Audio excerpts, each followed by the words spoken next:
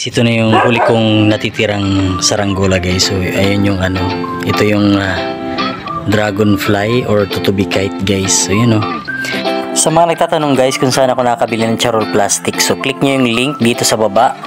At marami na rin kulay niyan guys. So yan, click nyo yung link dyan sa baba guys para maka-order kayo ng charol plastic guys. So yun, meron na rin siyang violet, lahat ng color na gusto nyo guys. So yan, at mura lang din yung shipping guys. So yan, so ito na yung ating natitirang kahuli-huli ang ginawa ko guys, yung dragonfly or tutubi kite.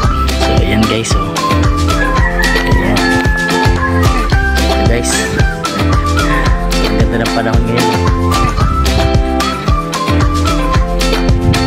So ayan, order na kayo guys ng charol plastic guys. So nandito sa baba ng link, ilalagay ko yung link ng shop kung saan kayo mabibili ng charol, kung saan nyo mabibili ng charol plastic na kalori.